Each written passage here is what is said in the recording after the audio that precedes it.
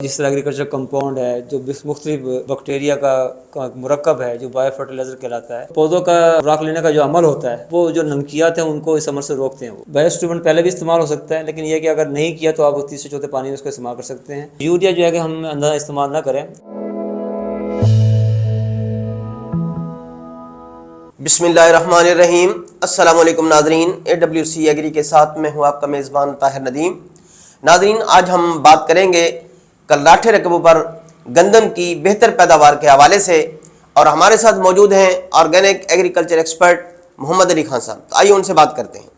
अस्सलाम वालेकुम खान साहब। अस्सलाम वरहमतुल्लाहि वबरकातुहू। खान साहब, हमारे ऐसे काश्तकार भाई जिन्होंने कलराठे रकबों पर गंदम की काश्त की हुई है, तो वो किस तरह उससे बेहतर पैदावार हासिल कर सकते हैं ताकि उनको भी हमारी इस गुफ्तगू को फ़ायदा पहुंच सके?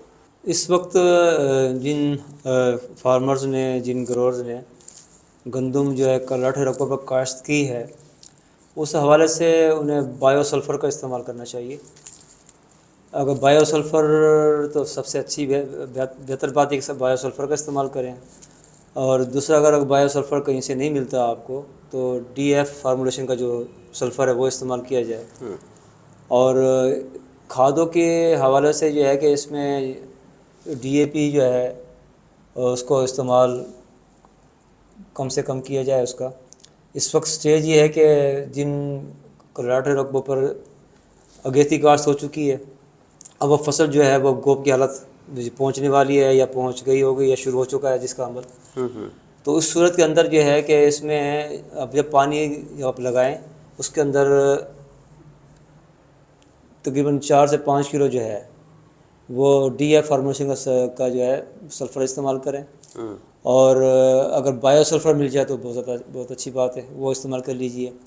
और इसके साथ ये है कि अपनी इन जहाँ जो रकबे कलराठे हैं उसमें आप कोशिश ये करें कि आप जो बायो फर्टिलाइज़र है जो जिस तरह एग्रीकल्चर कंपाउंड है जो मुख्तलिफ बैक्टीरिया का मुरक्कब है जो बायो फर्टिलाइज़र कहलाता है, उसका हर पानी की जो आपाशी है उस पर उसका लाजमी इस्तेमाल करें, ताकि मतलब ज़मीन में जो है लिविंग ऑर्गेनिज़म की तादाद इसमें इजाफ़ा हो और वो जो खादें जो सस्टेनेबल फार्म में पड़ी हुई हैं वो अवेलेबल फार्म में कन्वर्ट होकर पौधों को फराहम होना शुरू हो जाए।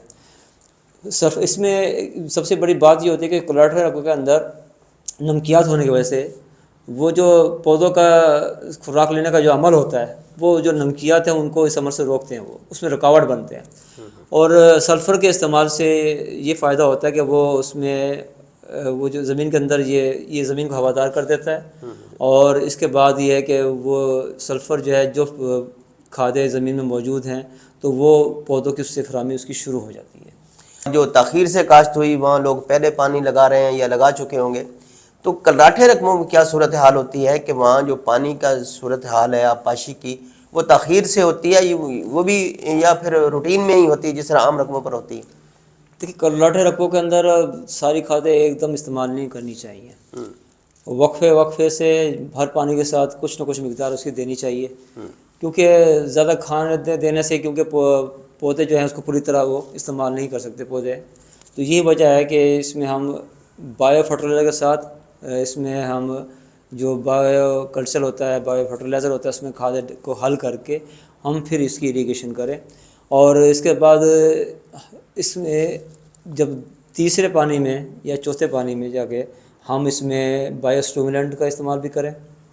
और बायोस्टिमुलेंट पहले भी इस्तेमाल हो सकता है, लेकिन यह कि अगर नहीं किया तो आप तीसरे चौथे पानी में उसका इस्तेमाल कर सकते हैं। और फिर इसमें इस दौरान जो है, इस वक्त जनवरी का महीना चल रहा है, तो इस दौरान जिन लोगों ने कुछ नहीं डाला या बहुत कम खादें इस्तेमाल की हैं तो वो मल्टी न्यूट्रिएंट्स का फोलियर स्प्रे करें, ताकि यह है कि वो जो खुराक जो है मतलब ज़मीन के से वो जड़ों के ज़रिए हासिल नहीं कर पा रहे पौधे, वो फोलियर के ज़रिए पौधे खुराक हासिल कर लें। और एक ज़ियाई तालीफ का जो अमल है, जो बीज बनने का जो सिलसिला है, बीज बनने का जो अमल है, जो सिटा बनने का जो अमल है, जो वेजिटेटिव ग्रोथ का मसला है, वो मल्टी न्यूट्रिएंट्स की काफ़ी तक इसी कमी को पूरा कर देगा इंशाल्लाह। हमारे ऐसे काश्तकार भाई जिनको इस बात का इल्म नहीं है कि ये बायो स्टिमुलेंट है, वो क्या है, तो उनको तो ज़रा सलीस अल्फाज में समझाएं कि बायो स्टिमुलेंट क्या है।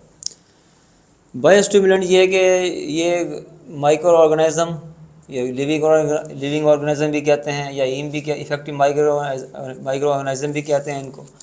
یہ زمین کے اندر جو جراثیم ہوتے ہیں یہ کہتے ہیں کہ ایک چمچ کے اندر 4 بلین بیکٹیریا ہوتا ہے اور کھربوں کی تعداد میں یہ بیکٹیریا زمین کے اندر موجود ہوتے ہیں. لیکن جہاں یہ کلراٹھے رقبے ہوتے ہیں جو شورزہ رقبے ہوتے ہیں وہاں اس کی تعداد بہت کم ہوتی ہے.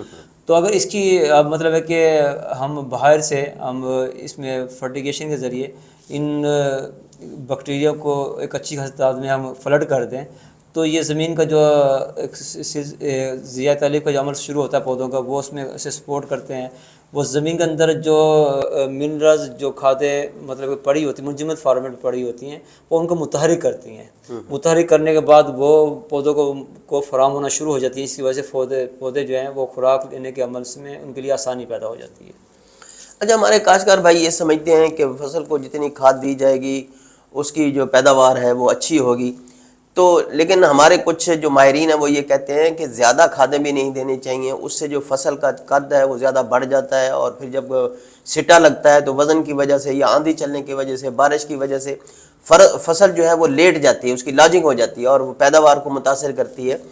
تو یہ ہمارے جو کاشتکار ہیں جنہوں نے کلراٹھے رقبوں پر گندم کاشت ہے ان کو یہ بتائیں کہ وہ گندم میں زیادہ اس کی بڑھوتری کی طرف جانے کی بجائے جو ہے نا اس کی کم قد رکھیں تاکہ مطلب اس کی لاجنگ نہ ہو اور ان کی جو پیداوار ہے وہ متاثر ہو. اس کے لیے وہ کیا کریں؟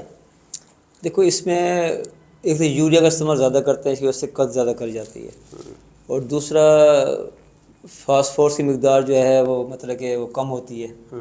جڑیں زیادہ گہری نہیں جاتی، جڑوں کا پھیلاؤ کم ہوتا ہے جس کی وجہ سے فصل لیٹ جاتی ہے. اور پوٹاش کا استعمال نہیں ہوتا جس کی وجہ سے تنا موٹا ہوتا ہے تو وہ کھڑا ہونے کے قابل ہوتا ہے. اس کی پودے اس میں تنے میں جو مطلب ہے کہ اس میں طاقت زیادہ ہوتی ہے وہ آندھی طوفان کو تھوڑا برداشت کر لیتا ہے. اور اس سے بیج جو ہے پوٹاش کی وجہ سے بیج بھی اچھا بیج کا سائز موٹا ہوتا ہے، دانے کا سائز موٹا ہوتا ہے اور اس میں صحت مندی کہتے ہیں کہ صحت مند زیادہ بیج پیدا ہوتے ہیں اس طرح سے.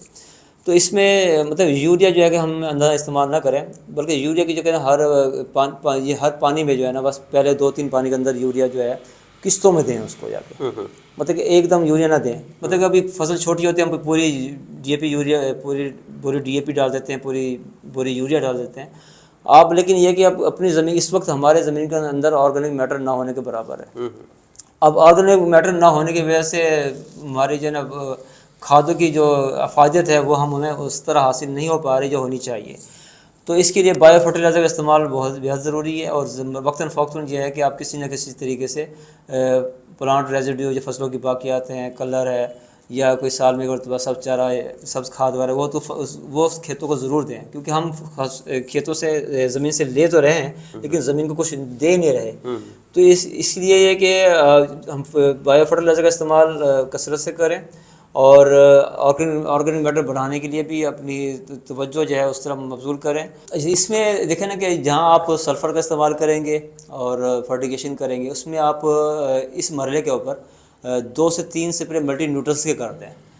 اس ملٹی نیوٹرنس جو مطلب ہے کہ جو پودے جن میں کمزوری رہ گئی ہے یا کسی وجہ سے وہ آپ ان کو کھاد نہیں دے سکے اپنی فصل کو، تو ملٹی نیوٹرنس کے ذریعے جو امینو ایسڈ ہیں اور مختلف منرلز ہیں وہ انشاءاللہ تعالیٰ فولیٹ جو ہے ان کا سپرے جو آپ کریں گے تو کافی حد تک جو ہے وہ فصلوں کی جو ضروریات ہے غذائی اجزاء کے حوالے سے وہ پوری ہو جائے گی. تو اس میں آپ ملٹی نیوٹرنس کا 2 سے 3 سپرے جو ہیں وہ لازمی کر لیں تاکہ فصل آپ کو اچھی حاصل ہو اور اس کی پیداوار میں اضافہ جو ہے آپ کے لیے ممکن ہو سکے. بہت بہت شکریہ خان صاحب. بہت شکریہ. ناظرین، آپ نے کلراٹھے رقبوں پر گندم کی کاشت اور اس کی مینجمنٹ کے حوالے سے محمد علی خان صاحب کی باتیں سنی. ہمارے وہ کاشتکار بھائی جن کی فصل کلراٹھے رقبوں پر ہے اگر وہ ان کے مشوروں پر عمل کریں گے تو وہ ان سے بھرپور پیداوار حاصل کرنے میں کامیاب ہو جائیں گے. آج تک کے لیے اتنا ہی. آئندہ سیگمنٹ تک اپنے میزبان طاہر ندیم کو دیجیے اجازت. اللہ نگہبان.